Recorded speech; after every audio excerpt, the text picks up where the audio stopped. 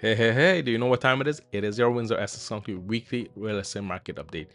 In this video, I'm going to share with you the real stats so far for the month of August in Windsor Essex County. Make sure you stick around to the end to find out what to expect if you're thinking about buying or selling a home or condo in Windsor Essex County, and real life stories that I see in our market with me and my clients without giving away all their personal information. You would want to watch this. It might save you some time and money down the road. And oh, by the way, if you're considering moving to or within Windsor Essex County, whether it's buying, selling, or relocating, please feel free to reach out to us. Every month we'll help many families just like you make the right informed decision. Below you'll find our contact information. I'm so excited to help you and your family make your move as smooth as possible and stress-free to or within Windsor Essex County. Alright, let's get into the video. Here are the numbers so far in August. We had 528 families choose to put their home on the MLS for sale. During that time frame, we had 197 families who made that move, meaning that they find the home that they were looking for and the offer was accepted. The average sale price is just over $575,000 and the median sale price is just over $522,000. Now, the median sale price is the most important part of the market. This is where the regular families and most of the families are finding the price and buying and selling a home in this price range. This is the true heartbeat of our market. 58 homes became expired listings and 246 homes were canceled, taken off the market. The average time to sell a home is 46 days. Now with the homes that were canceled and expired, a couple of things that happens in this scenario. These homes normally come back at the price they were listed at. Hopefully the families are hoping that they will get the price that they want, or sometime they made an adjustment. The market is telling them that your home is not worth what you think it's worth into this data and what's happening in the current market. So they will either adjust the price accordingly at what's happening right now in the market, meaning that homes are similar to their home on their street or in the area, that what they're selling for, they will adjust according to that price. Now, price is just part of the equation. We have the condition of your home, the location of your home, how motivated you are to sell, and how much families find your home very desirable. So those are factors that determine if your home set long on the market or if it sells pretty quickly. At the same time, you have to be realistic and you have to be patient with expectations. But data is very important, as well as being realistic and patient. Now, if you're finding value in this video, give us a like. It means a lot to us. And if it's your first time visiting our channel, hit that subscribe button. Every week I make a video going over all the details that help families just like you. And if you find this helpful, share it with someone that you know that may want to see what's happening in the current market. Here is the condo data.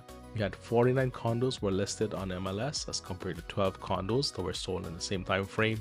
The average sale price is just over $390,000 and the median sale price is just over $325,000. We had 5 expired listings, 26 cancel listings, and the average time to sell a condo right now is 51 days. And basically the same thing happened as well when it comes to the condos and residential properties. They're either relisted at the price that the family is hoping that will get, or they make an adjustment either downwards to price drop, or they relisted the home and the condos at a higher price. If they had an offer date at a low price, they didn't get the number that they want on terms that they want, they would adjust the price higher accordingly. So that's what's happening in our market. That's what to expect. And as promised, here are some of the stories I'm going to share with you in these videos coming up. There's 3 videos, I believe, 3 different scenarios. All right, hope you enjoy it. Now, if you're a family looking to buy a home, here's what I've seen so far in the month of August. So I've shown a couple of homes to a potential family I'm working with, and this home is in a great East Windsor location, and had a bit of a showing. They had an offer date. Offer date came, no offers. It's 4 bedrooms, 2 bathroom, nicely renovated, great East Riverside location, listed at just about a $500,000 price point, and home in the area is selling around $525,000, $550,000-ish. So it's a great opportunity for you if you're a buyer. So in this scenario, we had the agent reach out to us and say, hey, my clients are very motivated to sell, and if your buyer is interested, put something in writing. Twice he did that. My family I'm working with right now is going through a situation where he can't put an offer in until he has some kind of finality in his life. But it's a perfect opportunity for the right buy out there. So August typically is slower. A lot of families go away on vacation. September is when school starts, and they just want to go and enjoy the time with their families and children. The last thing on their mind is buying and selling real estate right now. So if you're a buyer, in my opinion, based upon my personal experience, a good month to have less competition, and you may be able to find a home that you like and buy it with the terms that everyone might be happy with. But it all depends on your situation. That's what I'm finding right now. There are opportunities out there. Sellers are motivated to sell, and if you find this scenario and you're in the market right now, there's a great opportunity for you to get the home that you want with the terms that you want at the price that you want. So that's what I'm seeing on personal experiences. After September, everybody comes back. They're back into their regular life, and September, October, November are normally busier, so you're gonna see competition pick back up around that point in time, personally, because a lot of people want to move before Christmas. They want to get into their home before Christmas so they can settle in and have families, parties, get together. Nobody wants to move in the winter. Nobody wants to move during the holidays. But there are some families who will have to move because of personal situations that are very happening in their lives right now. Separation, divorce, financial issues, mourning, things like that. Yeah, and December normally is a good time to find a great deal. During the winter, I found some great deals for my buyers because not a lot of people is in the market during the winter time. Only serious buyers and sellers are having their home on the market for sale, and buyers who are in the market to buy. And this is my personal experiences. Some agents may beg to differ. All of what I'm telling you based upon my personal experiences with the families I'm working with and with the data that I know for the years. So I just want to talk to you about a couple of appointments I had this week with some of the families I'm working with. And what I see is there's two scenarios. I will not go into any personal information, but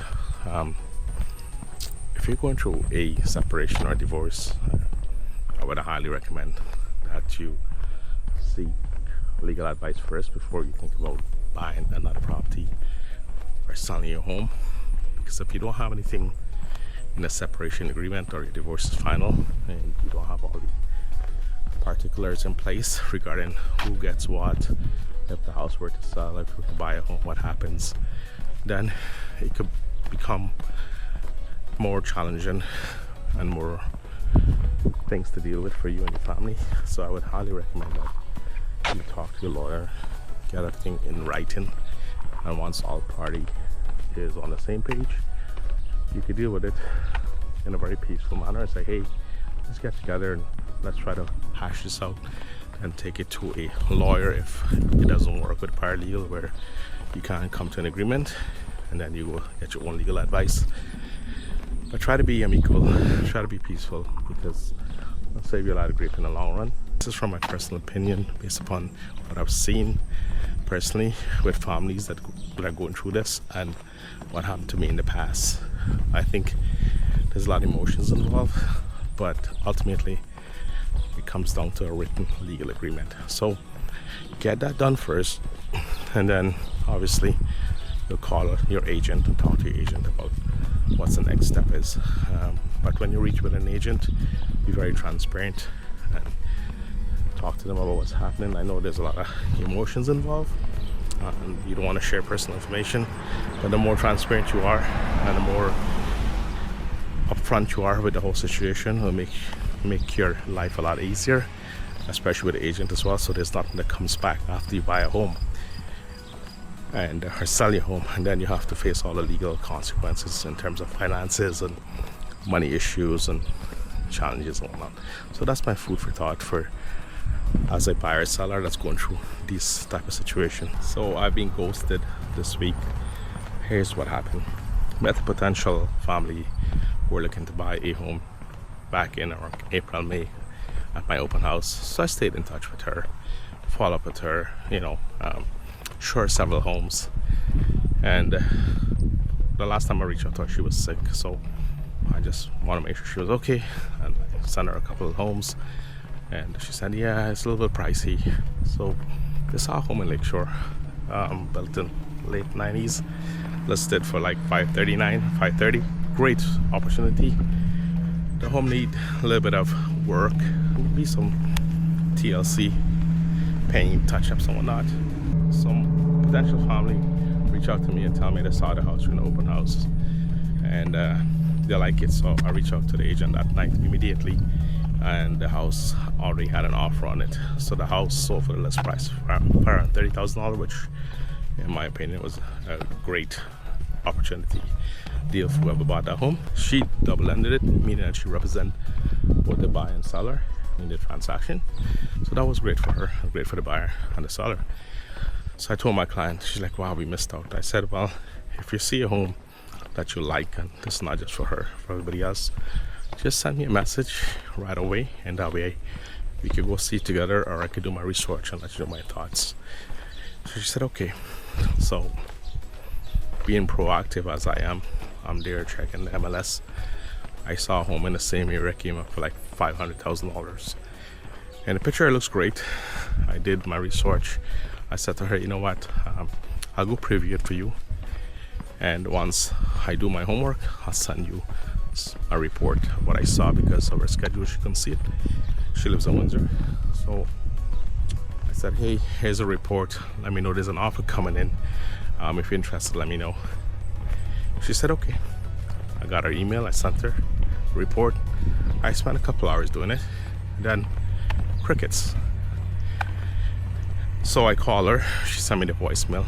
I think that was my cue, like, you know what, no text, no email, just leave me alone. So I did. I didn't bother reaching out to her. But the thing is, these are the stuff that you, the public, don't see behind the scene, that we go and we show homes and we meet families, we try to help families, and we get ghosted. And these are often not, but these things happen. But if you're one of those family who does that, I mean, I try to switch it to wrong. You're the agent, or you're working all these hours, all this time, and you don't get paid. How do you feel? At least have the courtesy and respect for the agents. Like, hey, you know what, I'm sorry, we're not interested, or we're not ready yet, or you know what, we saw the home with another agent, something to that effect. At least, let that agent know what's happening. They're a human being just like you are. Our goal is not to hang you to make a sale. Our goal is to give you value, build connection, build trust. And if you find there's enough value and connection and trust to let us help you doing one of the most largest financial, emotional transaction of your life, then great. If not, just be honest. And that's my personal 2 cents. I wanted to share with the public, you, and let you know that our job is not easy. We only get paid when the home is closed and when the check cleared the bank. All right, I hope you find this very useful.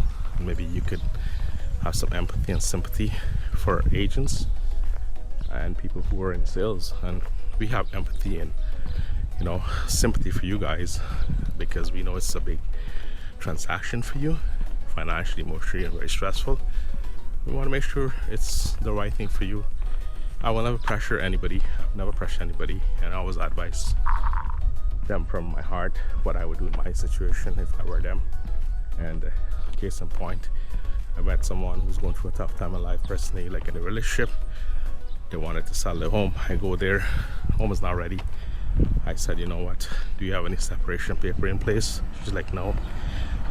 She said, I was promised X amount. I said, well, if you're getting that, that's great. I will take it and run, because the home needed a lot of work, significant work. It was bad. I mean, bad. One of the worst home I see in one of the best neighborhood. And I said, but words mean nothing until you have it in writing. So get your lawyer to draft everything up, get that check in your hand, and then you move out. That's just my honest opinion, based upon the conversation we had. And I always said, if you can fix your relationship, fix it for the sake of your kids. But if there's so much damage done and you want out at all costs, then hey, I can't help you with that. But my goal is always to try to be the voice of reasoning, the voice of honesty, the voice of empathy and sympathy, to guide you through this whole process to make it as much as easier as possible for you and your family. And as always, I do hope you're finding value in this video. Let me know in the comments below what you think for our local real estate market. And oh, don't forget to watch my other video coming up right there. And if you'd like for us to help you in any way, please contact us or leave a comment on the video. Take care, stay safe, have a great day, have a great week, great month, and see you soon. Bye now.